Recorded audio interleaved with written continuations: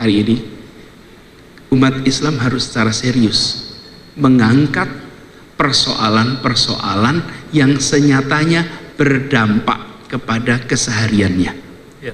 Pendidikan, lapangan pekerjaan, kesehatan, infrastruktur itu penting, tapi infrastrukturnya bukan hanya infrastruktur besar. Air bersih, air bersih mendasar sekali.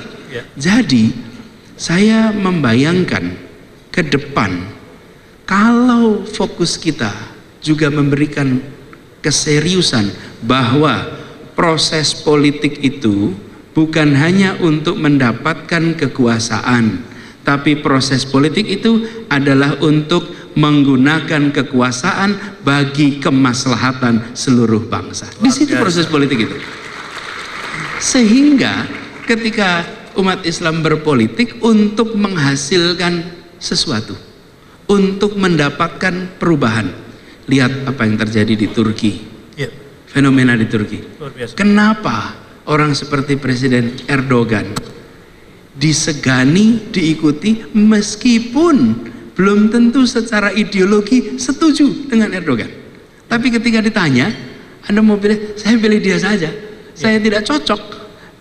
Kelompok sekuler Turki itu belum tentu nyaman dengan kepemimpinan dia. Tetapi dia sebagai pemimpin yang membawa aspirasi umat Islam, dalam kata santri lah kalau bahasa kita di sini, kaum santrinya di sana, dia berhasil membereskan persoalan-persoalan mendasar. Nah, ini tadi bisa seperti sampaikan sebelumnya, ini akan membuat umat Islam merasa keterlibatan dalam proses politik ini memberikan hasil, dan bahwa kehadiran umat Islam di dalam politik itu tidak menjadi semata-mata rebutan kekuasaan.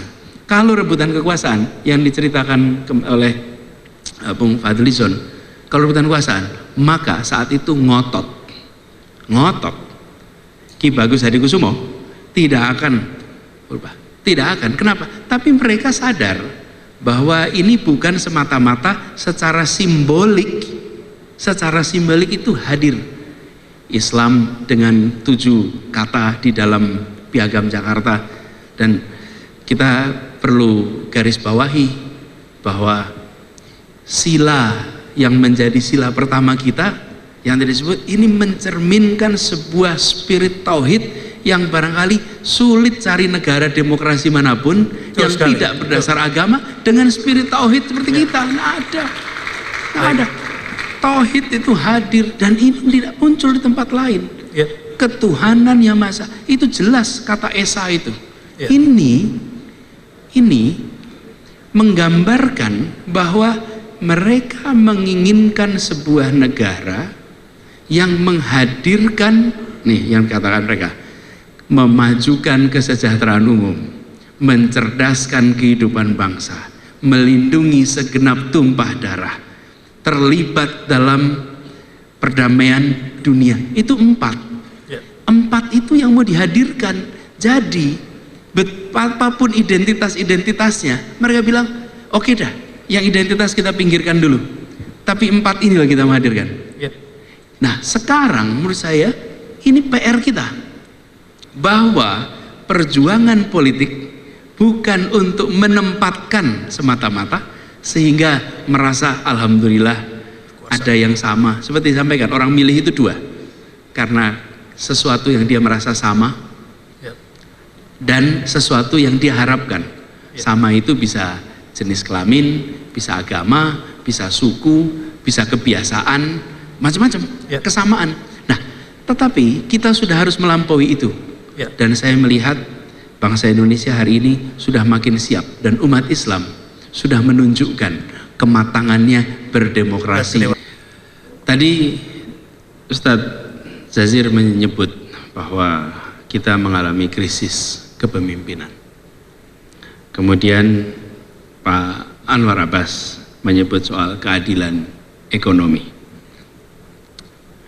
Tadi Ustadz Tony menggarisbawahi soal kiblatnya harus sama, ya. Saya ingin komentari 3 ini langsung dalam sebuah jawaban. Gini. Sambil konsep ke depan yang mudah dipahami umat. Kameranya ada banyak insya Allah ya. Bisa lihat sana sini. Gini, Ustaz Jazir, rasanya kita tidak krisis kepemimpinan. Banyak pemimpin.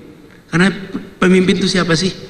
Imam itu disebut imam hanya dan jika hanya ada makmum. Oke. Kalau dia berdiri sholat sendirian, tidak bisa imam. Begitu ada satu orang ikut, maka dia langsung disebut imam. Pemimpin itu syaratnya diikuti secara sukarela. Yang kita krisis itu adalah pemegang otoritas. Banyak pemimpin tapi tidak punya otoritas untuk tanda tangan. Tidak punya. Pemimpinnya banyak. Kenapa? Diikuti sukarela. Anda disebut pemimpin jika kata-kata Anda, perbuatan Anda diikuti secara sukarela, maka Anda adalah pemimpin. Tapi pemegang otoritas, dialah yang punya hak untuk tanda tangan. Untuk tanda tangan apa? Alokasi sumber daya. Nah, ini yang nomor kedua nih. Alokasi sumber daya. Alokasi sumber daya. Jadi ketika tadi kita berbicara yang besar biar besar, yang kecil dibesarkan, maka kita membutuhkan pemegang otoritas yang sumber dayanya dipakai untuk membela yang kecil, mengangkat yang di bawah, memberikan kesempatan kepada yang di bawah.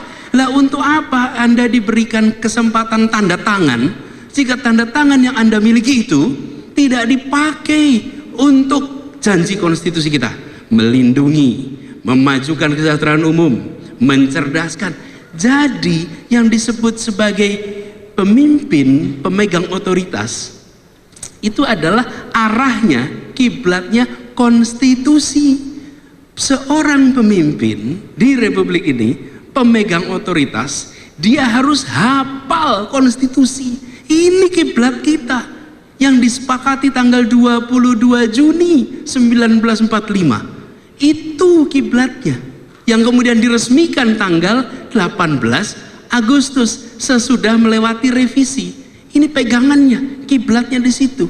Karenanya yang dibutuhkan hari ini adalah mereka yang serius ketika pegang otoritas membela yang di bawah. Dan kita bicara Indonesia yang luar biasa kaya. Saya sering dibilang, Ustaz Bahasa Nasir, Indonesia itu keunggulannya karena bineka. Saya bilang bineka di Indonesia ini bukan barang aneh. Ya. Keunikan kita itu bukan pada kebinekaannya saja. Ya.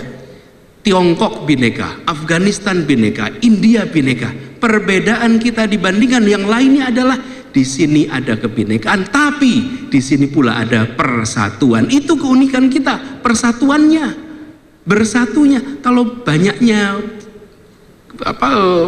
keragaman, banyak tempat lain tapi tidak bersatu. Nah, dulu persatuan itu dibangun dengan kesamaan cita-cita. Tadi disampaikan oleh Bung Fadlizon, kesamaan cita-cita, imagine society. Hari ini persatuan itu dibangun dengan kesetaraan kesempatan di semua bidang, utamanya di ekonomi. Kesetaraan, karena itu ketimpangan dibereskan. Ingin mempertahankan persatuan Indonesia, maka bereskan ketimpangan. Tidak mungkin membangun persatuan, menjaga persatuan dalam ketimpangan. Karena itu pemegang otoritas hari ini dan ke depan adalah pemegang otoritas yang membereskan ketimpangan menggunakan tanda tangan yang dititipkan kepada tangannya. Disitulah pemimpinan dibutuhkan untuk Indonesia ke depan. Al-Hikmah TV, media referensi Islam, dapat diakses di www.alhikmahtv.com dan Play